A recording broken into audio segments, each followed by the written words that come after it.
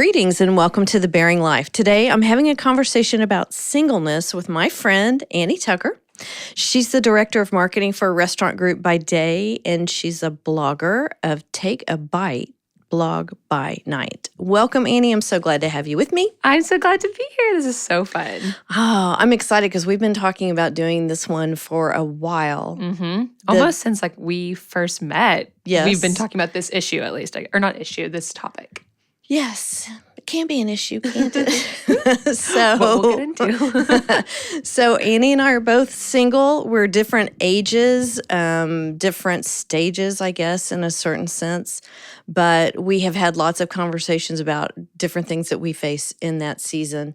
And for some people, singleness, we know people can get bogged down by it. Mm-hmm. Some people love it. They want to be single. Mm-hmm. And then some people are kind of somewhere in the middle. You know, they want to find that person. Mm-hmm. They want to be with someone. They want to have a partner. They want to go have fun. And the other day, we're very close to Valentine's Day. And I wrote about it because it can be tricky. Mm-hmm. Yep. And I asked Annie, we were talking about Valentine's Day, and I said, so what are your plans? And so I wanted her to share because I think her whole weekend was brilliant. So I originally was supposed to have a friend coming in town to visit. We are both single. She doesn't live here. And we were like, Valentine's Day, come, we'll have a good girls' weekend. She ended up not being able to make it, and I went into panic mode. I've always loved Valentine's Day, but this year I was just not really feeling it. And then suddenly I had zero plans. And I was just thinking about how I would be on Instagram over the weekend and seeing everyone posting about out to dinner with their significant others. And I was feeling like I was going to be in a pit. And I kind of just let myself go there. And then literally it was one morning I was getting ready before coming here, just a couple days before Valentine's Day. And I was like, you know what, I've got to change my headspace. I need to just make some plans. I have some single girlfriends, few and far between, but I have some. And so I texted them first reluctantly thinking they'll for sure have plans. Text them, hey, do you guys have any plans on Friday? Awkward emoji, smile face. And they go, no, immediately. Texted me back saying, no, let's do something. And I was like, yes. Always worth it to just ask and find out. So we ended up having a little Galentine's dinner. I don't even think I told you this. I had another girlfriend who's single. She texted me about 5 o'clock Friday night, the night we were having our little dinner, and was like, hey, ... what are you doing tonight? And I was like, my. Grab a bottle of wine, come over. We're having a girls' night. And she was like, that sounds perfect. It's just so easy to slip into I want to throw myself a pity party because I'm alone. But I knew that was just not going to be good for me. Made some plans, ended up having the most fun night. We stayed up till midnight gossiping and drinking wine. It was so fun. And then also to tack on, my parents were coming in town, which was a little bit making me uneasy because I was like, I'm spending Valentine's Day with my parents again. But I knew it was going to be a good distraction, and having that girl time the night before and then spending the weekend with them. It was a great weekend. It was a great Valentine's Day. I'm so proud of you. And one thing you said that really caught my ear just now was, if you don't try. Yeah. And everybody else is feeling awkward. Right. I'm really big on we have to be willing to step into that awkward space no matter what it is, because if we don't, 100%. Guess what? You could have had this horrible pity party and stayed home and watched some movie and maybe cried. And I don't know. Made myself feel worse about myself. And then go, and my parents are coming in town and that's my Valentine. Great. I mean, not that you don't love your parents, but we all know how that that can kind of get a little They're my weird. Forever Valentine. That's I know right. they'll be there, but that's right. So absolutely. I'm really proud of you, and I'm proud of you for doing it and making your mind up and reaching out. And your friend who texted at 5. How about that? And she was probably doing the same thing I was earlier in the week, kind of oh, maybe something will come up, or oh, everyone will be busy. And then she went out on a limb too and was like, hey, what are you doing? And I was like, oh my gosh. I go, I'm so sorry. I completely forgot to text you, but please come over. And we all ended up having the best time and just talked about funny dates we had been on. We just kind of really embraced the stage that we were in, and we just talked about being single, talked about funny dates we'd been on, told funny ex-boyfriend stories. Like, it was just such a good night. And what a fun topic. Yes, I know. Because we all who doesn't have that? instantly bonded over it. Yeah. I'm really proud of you. And the other thing is, even in this stage of singleness, for whoever is sitting there looking at their watch and going, when is this going to be over? Yes. Me You every can day. plan, yeah, well, you can plan a night like that anytime. Yes. I mean, there's such a market. It's kind of like Mother's Day and Valentine's Day. There's such a market for it. And it's just this push. Yeah. And wherever we go or whatever we watch, we see ads. Right. And so I think that gets shoved in our heads, but we can do that so single girls, women, guys too, if you're listening, anybody can make a plan like that. It doesn't sound like it was a pity party. It wasn't a sitting around and going, oh, woe is us. It was like a, hey, Celebrating let's have fun it together. Yeah. Yes. And I feel like I just more recently have been very aware of the fact that I'm single. And so it's me having to take extreme responsibility of not throwing myself a pity party and just like really putting myself out there. And it's so hard sometimes. And there are nights where I just stay home and I'm like, oh, man, this sucks. But then there's other times where, yeah, you just have to text a friend. I'm just trying to keep myself busy. And by being busy, it's like maybe that's when you meet someone, by getting out there and doing stuff like that and not just staying home all the time and saying, woe is me. Absolutely, because everybody's working hard. And the first thing default is, I just want to be home and just chill. Right. Right. But you're right. And I think that's another place to explore too. When we're doing things that we're passionate about and we're involved in, and you meet someone, I mean, I know you're really passionate about food. And a lot of that is going to be on your own in your kitchen. Okay, give a plug for your blog and your Insta. Go ahead. Well, that's the it's all thing good. too. So yeah, I run a food blog called takeabiteblog.com. My Instagram is just my name. It's _ Annie Tucker, but that's where you can find a lot of food content. And sometimes I'm like, oh, is this keeping me home? Because I want to be home cooking, trying new recipes.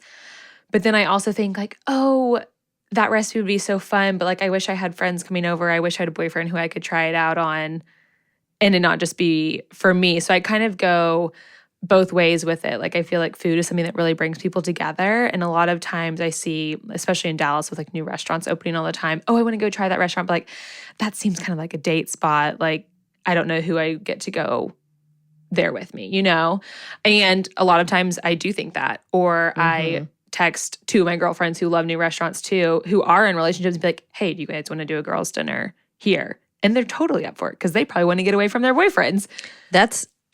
And we forget too. Yes. Right? We forget. We think, oh, we're single. We're all there. Right. Like, no, have a variety of friends. Right. And you know what I've noticed lately, and maybe you have too, when I've been meeting up with a lot of different friend groups and old friends and stuff, and we really want to catch up. These are not people I see all the time. And we really want to have a conversation. And every place we go is so noisy. In fact, I'm going tonight. I'm going to one tonight. And I've never been to this restaurant. I've been wanting to try it. But there's part of me that goes, oh, like I wish we could have the food in someone's home. I mean, some nights I love being the energy and the crowd and the music or whatever is there. If you're trying to catch up with someone, it's hard. Well, even like going on a date to a restaurant, which I mean, I don't know what the alternative is. Honestly, I think just like going to get drinks the first time, because it's like you have so much to talk about and the waitress keeps coming by trying to get your order. And then you have to say, oh, we haven't even looked at the menu yet. If you're really trying to catch up with someone or get to know someone, sometimes food can get in the way. But then back to our girls' dinner, our Valentine's dinner, we took going out to eat off the table immediately. We were like, going out to eat on Valentine's Day is not going to work. Everything's probably booked. Smart. And so and I pricey. just went to Trader Joe's and got a bunch of snacks and we just ate at our leisure and hung out. Because I agree, like if you really want to talk, sometimes it gets in the way or the restaurant's so noisy. Yep. Well, okay, so when you think about, because a little while ago you said something about not wanting to be single. So talk a little bit about where you are with that. Just, hey, I'm single and I'm happy, but if the right person came along, I'd be. Totally. So I'm going to go back a little bit. So I recently moved to Dallas. I moved here in June. And if I'm being 100% honest, what pushed me to move, a lot of it was that I lived in Oklahoma City before. Pool is small there. I was really wanting to be in a relationship and was feeling stuck there. For other reasons too, was feeling stuck just professionally, relationally. And I was like, I got to move to a bigger city. I got to do something for me. So positive of being single was that I could easily pick up and move. That's good, yes. But then I had probably just unrealistic expectations of moving here and thinking I was going to meet someone immediately. Like, why not? You know, I'm in a new city. The pool is bigger. For sure, I'm going to get a boyfriend within 5 days. Duh. He'll be there. Duh. That didn't happen. It's been, 8-9 months now, maybe longer. And I'm single. I'm happy. I'm confident. It's been hard lately. I just think that all of my friends are married, engaged, or getting married. I'm feeling kind of isolated. My group of single girlfriends and single guy friends who I used to rely on a lot, that's getting smaller. And I just feel like things aren't progressing like I thought they would. So it's an everyday struggle and trying to work through it. I'm sorry. That is a hard place to be. And I'm older, and so a little older. And I'm in the same boat, but all of my friends are doing different things than that even. And it is hard. It's hard. Right. And it's hard to self-motivate to get out there. It's hard to self-motivate. And it's been therapeutic to talk about it more. I think I used to just be like, oh my gosh, I love being single. Like, it's so great. And then I just had to be like, I'm not okay with it. Like, I'm going to be honest. I tell everyone that I'm single, not for them to throw a pity party, but it's like, you also don't ever know who you're going to meet, who knows a great friend to set you up with. And the more I've talked about it and the more I've kind of just explored the topic, I've found resources, met new people who are also single or people who went through a long stage of singleness and gotten their advice. And it's just a hard thing. It's hard where we live too, where everyone seems happily married. It's just like a constant daily reminder that there are still good guys out there. You're not alone. But you can also only tell yourself that so many times. I know. Well, and I have friends who go, remember, not all marriages are, they're all a lot of work, which is true. My sister tells me that all the time. She's like, okay. The grass isn't always greener, blah, blah, blah. And I'm not saying that she loves her husband so much, but no, I know. And all my friends say that. They're like, well, relationships are hard. And I go, you don't get it though. I get it. And I am really proud of you because okay, so even though you're home, you're cooking, we work together in some workspace. I'm proud of you because you keep doing it. You keep putting stuff out there. You keep doing what you love. And I think that is huge because that joy is going to come through to people. And I've always been a pretty confident person in really whatever I'm doing. I feel like 2020 has been interesting. We're only a couple months in, but it's been this interesting phase of feeling like an abundance of confidence that I've ever felt. And then also kind of like the most insecure I've ever felt. I feel so confident just about like putting myself out there more as far as like my blog goes and just sharing things I haven't shared before. I'm feeling awesome about my job. I feel great about my friendships, but then feeling like super insecure that I'm getting older, which I'm not. I'm 26 years old, but it's just, also just feeling really insecure at the same time. Or like insecure, should I not be sharing this much about my life? Should I not be sharing about everything I'm cooking, even though that's a passion for me? It's been kind of weird and tricky, but just learning to explore that and know that it's might just be a phase and that I might not always feel like this and just kind of working through it. And I think that is key. It's the willingness to work through it. Wherever we are, whatever we're doing, you keep trying.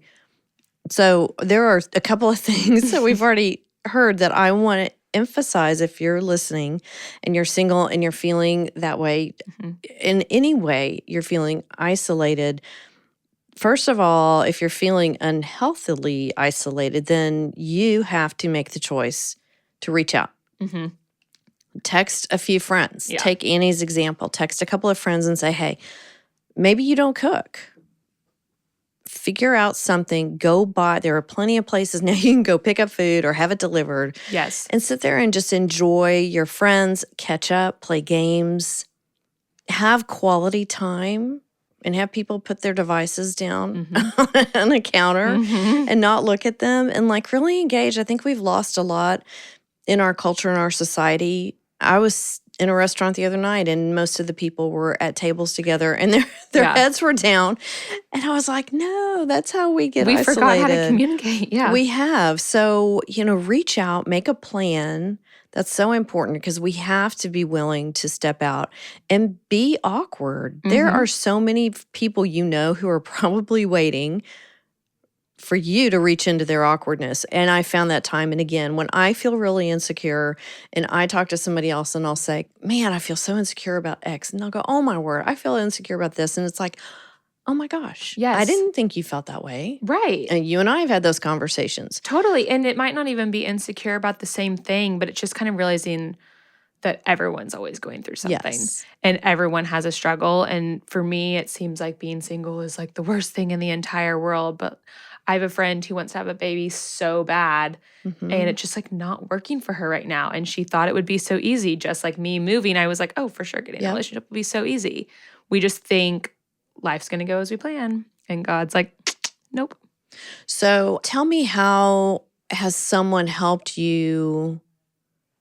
I know that perspective, and that's a good one, of a friend trying to have a baby and can't, because it just shows us that different seasons we can all be facing something that's not working out the way we thought. And we have to have hope, and we have to just keep trying and putting ourselves out there and living our lives the way we're all unique creations and just really making the most of it. Is there someone in your life who has really walked with you through this time in a really healthy way? And then has there been anyone who has ever made a comment about, why are you still single? And how did you handle each of those, if you have? Yeah, I wouldn't say that there's one specific person, but I have a couple go-to people that I reach out to when I'm struggling who are either in the exact same place as me. And I just know that whenever I'm feeling low about being single, they can immediately feed into what I'm feeling because they get it. And nothing feels better than just being able to relate to someone about that. Or whether it being like a family member who I'm just close with and I can just get their assurance. Also, the positive side of social media, I found a couple people through social media who are giving guidelines and advice and just tips and comparisons and things that I can relate to about being single, and just realizing that, again, like on a broader scale, we're not alone. That's awesome. Yeah, there's like a couple podcasts that I listen to that touch on the subject a lot. So when I'm feeling low, I just kind of cling on to that, just being reminded that on a large scale, we're not alone. So I wouldn't say it's one specific person, but I've definitely found my people and a couple tools to help me whenever. That's great. Okay, so reach out, invite friends over, or go do something. Get on social media, find positive people. Yeah, I had a friend text me too who, she's actually kind of dating someone now, but she was sort of my single girl for a while and still is. But she texted me after she went to a friend's engagement party and she was like, okay, I just had so much fun at this party, but I'm driving home and I just like want to start crying. I'm feeling so alone. I know that you get it. Like, what do you do when you feel like this? And I was like, well, first off, I cry too. I feel really low for a little bit and just let myself feel that way. Then for me, I typically like bake or cook or go pick up a good meal that I know is going to comfort me, take a bath, like try to stay off of Instagram, because the second I get on it, I'm going to see someone else got engaged. And That's just true. like watch a movie that I love, or putting on a song that makes me feel good, or making plans. Like I just kind of have really tried to stick to my toolbox of things that I can whip out that make me feel good whenever.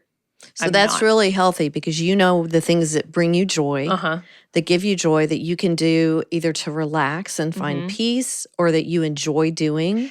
And whenever I'm doing those things, I'm like, I could never do this with a boyfriend. You know, it's like I couldn't watch this chick flick if he was around, or like if I just wanted to go take a bath, like that might not be an opportunity. So I try to think about it like that way too. And it's not always perfect. Like there's times where I don't feel good, but these are, my kind of like things that I cling to. But that's so important though, to remember that during this season of singleness, that there are certain things that you can do and not do. And I think that's a great way to embrace it, even though it's hard and even though it's painful.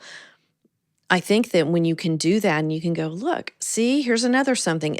I don't know. I like that positive self reinforcement to ourselves. I was telling a friend too, who's also in a relationship. We were just kind of talking about traveling, and every year for the past couple of years, my resolution has been to travel more. But this year, one is to go on a trip by myself. Which my parents, if they're listening to this, they're probably like, oh God, no. But I am like, when am I ever going to be able to go on a trip alone again? There are places on my list where I want to go, like domestically, like nothing crazy, that I have just been putting off because I'm like, oh, I just need like a travel buddy, like i.e. a boyfriend, to go with me. And I go, no, I'm going to go on a trip by myself. I think that sounds so exciting. So that's a goal for this year. My face, y'all can't see my face, but I'm like, wow. But it's taking advantage of things that I couldn't do if there was someone else involved. That is a good piece of advice.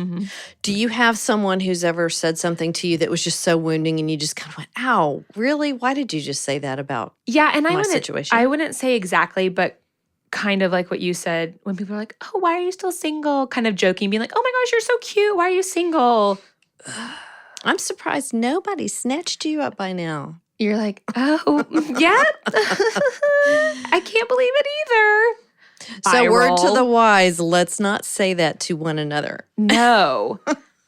Don't say it because it just makes you feel, you're like, yeah, I know. I'm single, Captain Obvious. That's how you feel, which is hard because people are trying to compliment you, but it ends up kind of being taken as a backhanded compliment because you're like, you're making me feel like there's something wrong with me when I know that there's not.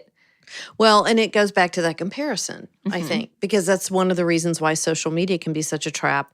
And I'm proud of you for knowing I need to stay off of that tonight because I'm already feeling down and sad. And everybody wants to put their best stuff out there. And they want to celebrate. And we want to celebrate with people. It's just certain times that what we don't have, maybe it's painful and tender for us. And so that's just kind of heaping burning coals on our pain. Totally. So that's very smart. There was again like an influencer that I follow on social media. She's actually from here, recently moved, but she recently got married. She's about 30 or 31, and she was single up until about last year. And she would talk about singleness a lot. And I was kind of like, oh, this is annoying. I don't want to hear about it. But she recently got married and was just kind of showing up on my feed. And I was like loving seeing all of her wedding stuff, but it was making me feel kind of sad. And then about the week of her wedding, she reposted all these Instagram stories from when she was single. And she just said, I just want to shine light on the fact that there's hope and that I was in such a dark place a year ago. And I just want to remind you that there's still amazing guys out there, that singleness is hard. It's hopefully and most likely temporary. And I just thought it was so cool how she was like, my life was so not perfect to get to this stage of incredible happiness that she's in now. And I was like, that's so encouraging, just that she stayed, like on the right path, kept her head down, kept trying hard, was putting herself out there, kept growing a relationship with Christ, and then he completely blessed her through some hard work and some really low times. But then now she's so happy and so thankful for those years of being single to get where she is now. I love it that she was able to, and I admire that she was able to step back and go, okay, look how let me balance this out, because it's great to see her story unfold and a beautiful thing and to be celebrated. But then at the same time to have that heart that says, oh, you know what, this could be painful for somebody. So I want to like revisit that. Yes. We do it with one another. We do it with social media. I think comparison is such a hard thing. And, the grass is always greener. They have it. It's all worked out for them. What about me? And when we do that, and I know when I do that, I can throw the biggest pity party by, jumping on and going, look at all the kids they have and the life they have. And that is a hard thing. So to help with that burden, when singleness feels like a burden, there is a responsibility on us, those of us who are single. we have to be willing to put the work in. We have to Yes. reach out to others. Yes. And it is hard because you think, oh, I'm single. Don't they know to reach out to me? But you cannot rely on that. Because how many people are out there waiting for someone to reach out to them? Everyone. And if we're waiting for somebody to reach out to us, then we're all sitting here being lonely, and when we could be enjoying life and having fun and going and having a great meal or drinks or whatever it is, music, whatever your passion is, and plug into your life. Engage in your life. Your life is the way it is. And what will happen is when you meet someone and you're part of a couple and then you get married, you're going to look back and go, oh my word, I had that wonderful time of being single and I didn't appreciate that's what kind of fully spurred live. my whole take a trip by myself or whatever, because I read something recently. It was like, stop waiting for your life to start. And I have really gotten in that headspace lately. Oh, that is good. I know. And I was like, oh my gosh, I'm waiting for Annie 2.0, which means Annie plus someone. I'm just been waiting for that. And I still am, to be completely honest. But I don't need to wait for that, because if I wait, it's just going to take longer to happen. I think I just have got to start doing things that have, been on my list and stop waiting for life 2.0. Go to the restaurants that I want to go to that seem like it's only a date spot. Go on the trip that I want to because I feel like the best travel buddy will be a future boyfriend. I don't know, just taking initiative. You just said it. See, I've written on this before and I believe it. Waiting is not inactive. We can wait well. Yeah, absolutely. Oh, that's so good. I love that. Right? Because we can be waiting in a sense and kind of going, okay, well, this is my hope and this is my dream. So I'm going to wait on that. But at the same time, it's being you're engaging your life. Active while you're waiting. Yeah, I love it. I love how you pick stuff up. I love how you do things. I love your proactive self about it all. And that is just me. That was taking some work to realize that that's how I needed to think about things, but also just taking initiative for my life and just wanting the most happiness that I can have, and just realizing that, it was going to be me putting in the work to make it happen. I love that, because that means we're not sitting back waiting for something to happen to us. So we're going to recap. we're going to step into our lives, all of us. And we're not going to wait. We're going to reach out to people in joy and fun. It doesn't mean you have to have frenetic busyness. It's just do the things that bring you joy. Work hard. Know that you've got to work on yourself. We all have to work on ourselves. Yes. We all have work. I mean, we just do. Totally. And we all have joys and we all have interests, and we can plug into those. We don't have to have our better half with us, if we want to call it that, our other half. I won't say not better. Yeah, other. Our other half with us. We can do it with a girlfriend. We can do it with a guy friend. We can do it by ourselves. Okay, I've never been to a movie by myself. I haven't either. Ever. I've never gone to a restaurant by myself. I've only done that because I used to do a lot of business travel and I had to. But I would have back when we took books with us, I would always have a book with me.